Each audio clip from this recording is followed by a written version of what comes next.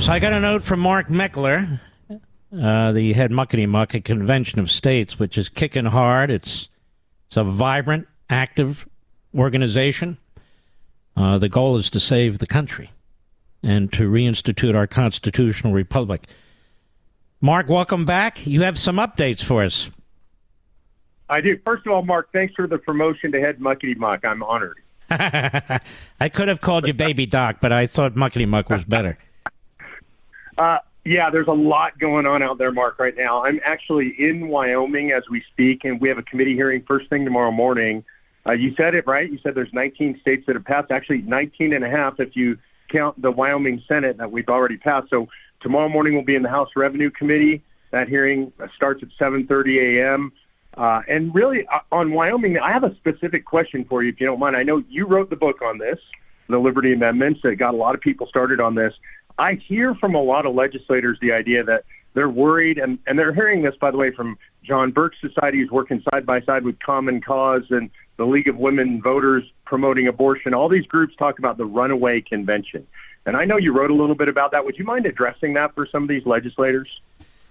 Yes, a runaway convention is an impossibility because a convention of states, you have 34 states that are represented. States used to meet all the time, get together, make some decisions. But in order to amend the Constitution, you need 38 states to ratify.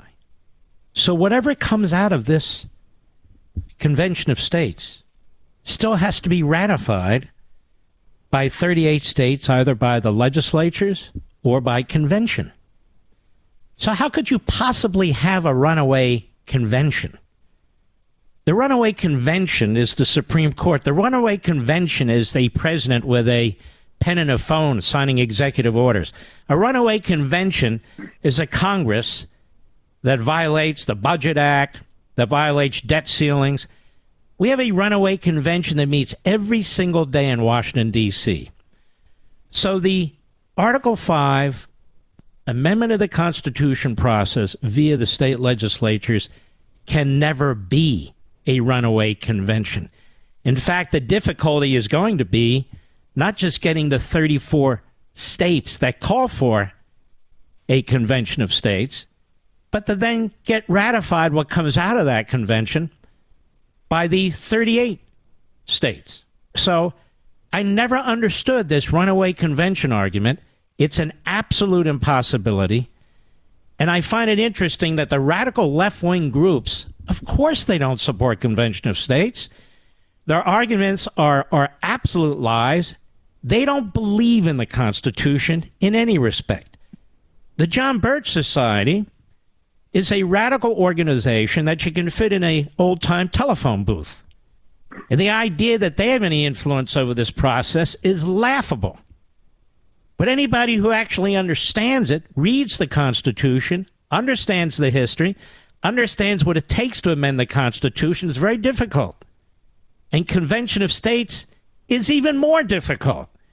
But we know we will not get what is needed out of Congress because Congress in Washington has created the problem in the first place. Have I explained it fairly clearly? That's perfect, Mark. And I know there's going to be committee members listening tonight, so I really appreciate that. In Iowa right now, I actually just came from Iowa before I came to Wyoming. We passed the Senate subcommittee there today, 2-1. A House subcommittee hearing is tomorrow, 7:30. So for folks who are in Wyoming or Iowa, man, now's the time in Wyoming. Call your House members, let them know you want them to pass it. In Iowa, again, Senate and the House calls.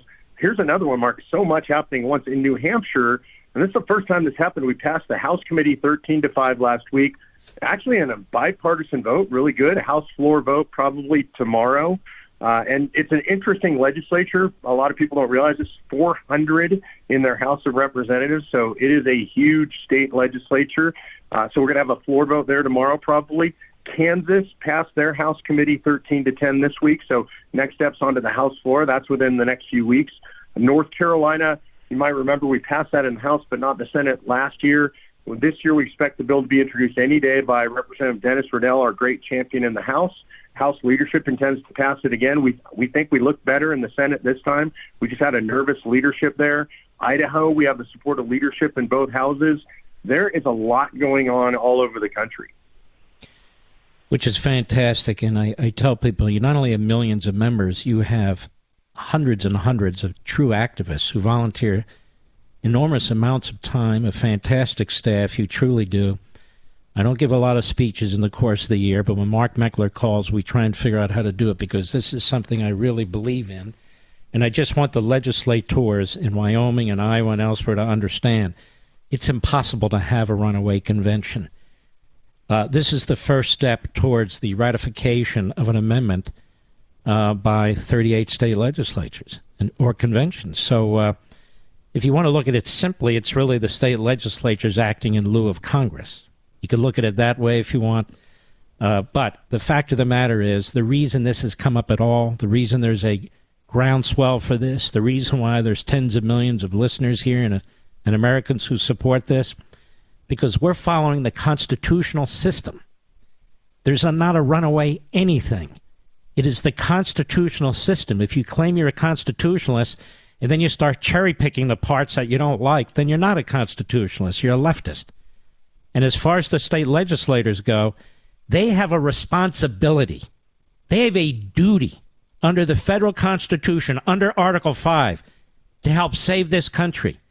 And Article 5 gives them uniquely, solely, gives them the power to save this country. It was handed to the state legislatures by the delegates at the Constitutional Convention a couple of days before they left. They said in the end, we got to fix this. So you can amend the Constitution one way, which they don't do. They just get court orders and so forth. But in order to push back, the state representatives, the states, the funny thing is, Mark Meckler, I hear people, state reps, states, whine all the time. Oh, the Federal Environmental Protection Agency pushes us around Wyoming, right? The Interior Department and BLM, which is part of the Interior Department, the Agriculture Department. Look what they're doing here. Well, what do you want to do about it? Whine about it? Because let me tell you something. Chuck Schumer's from New York City. Pelosi's from San Francisco. Hakeem Jeffries is from New York City. These people don't know a damn thing about Wyoming. And they could care less about the Constitution. So if you want to fix it, if we can't get states like Wyoming and Iowa and New Hampshire, well, then we can't get anybody at this point. So it's very, very important that people understand that they put aside the John Birch Society, that they ignore Common Cause and the League for Women Vote. These are the latter two big government radical activists aligned with the Democrat Party. They are thrilled that we live in a post-constitutional America. And the John Birch Society, well, they're always angry about something. Anyway, there you go. Yeah, Mark, and I would add, we have in some of these states, obviously you remember Andy Biggs, we used to call him King Biggs when he was in the Arizona legislature, single guy stopping the legislature from passing this, behaving like a tyrant. We got the same thing going on in South Dakota right now. We've got a legislator who's in the leadership. Schoenbeck is his name. He's the new king, I would guess, King Schoenbeck. I think we have the votes in the South Dakota legislature. He killed us this year, wouldn't let it get out of committee. So you get tyrants, these little petty tyrants in some of these states. They claim to be constitutional conservatives. They're nothing of the sort. Look, anybody who won't take a stand against the federal government, they're not a conservative in any sense of the word. That's the irony. That's one of the things that infuriated me about Biggs on all the speaker stuff, where he's positioning himself as the true conservative, and then you have uninformed people at Newsweek, uninformed people with the Texas Policy Organization, morons, in fact, who say, well, Biggs, you're under my... No, Biggs, thank God he was sent to Washington. Then Arizona could actually pass the resolution. Then it's the only sure way that we can get our Constitution back. And he stopped it because he's too ignorant and has too much hubris. And who is this Schoenbeck? What position does he hold in South Dakota? I believe he's the Senate president there, and he sits on the main committee. Sits on the main committee that decides what goes out to the floor and actually gets voted on. So he literally just never lets us have a debate. We have an incredible grassroots army in South Dakota. As you can imagine, getting to the Capitol in South Dakota is not easy. It's a very small town. A lot of people, very few people live there. And we have activists come from all over the states, show up at 7 in the morning, and basically just treats them with disdain and disrespect. And again, he operates like a tyrant, and we're going to continue to put pressure on him. We're never going to stop coming back. We're going to pass it there eventually. I don't care if we have to wait until he's out of office, if we have to chase him out of office, but we're going to pass it there. He needs to be primary. Yep, and, we will, for sure. Our activists are involved in elections all over the country, Mark. This is something that's new in the last few years. We participated in over 450 elections around the country, and we're going to continue to go after the people who stand against Convention of States. A vote for Convention of States is a vote to say that the states should control how much power Congress has. The idea that states wouldn't want to do that, to me, is outrageous. Folks that don't want to do that should go home. They shouldn't be in state government. Sean Beck is the president, we were just told, of the Senate in South Dakota, the Republican Senate, and one man is blocking the whole thing, the way Andy Biggs did in Arizona. And you get these guys, and they use the same lies, because they'd rather sit there and whine about the federal government and its imposition of its regulations and its rules on the farmers and the ranchers, the people in rural states like in South Dakota, than actually do something about it. So if you're unhappy with federal environmental rules, with the Department of Interior and BLM, with the Department of Agriculture and Department of Energy killing your farms and your ranches and the value of your private property, you can blame Sean Beck. Sean Beck. Sean Beck, whoever the hell that is, the president of the Senate in South Dakota.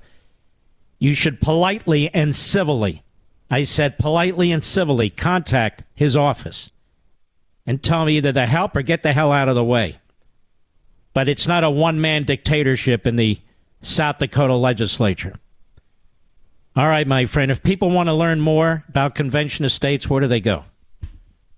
They go to conventionofstates.com. The first thing you do is sign the petition, and then really importantly, click on the Take Action tab. Mark, you got to see a lot of our activists when you were with us down in Florida. Wonderful We people. are serious people, seriously fighting to change the country. So if folks go to conventionofstates.com, they can join us. Fantastic. And I hope you all do. And thank you very much, Mark Meckler, and fill us in on what happens. Thanks, Mark. God bless you. God bless you, too. That guy's great. His wife is great. The whole group is great. Just one great confab, but I'm serious.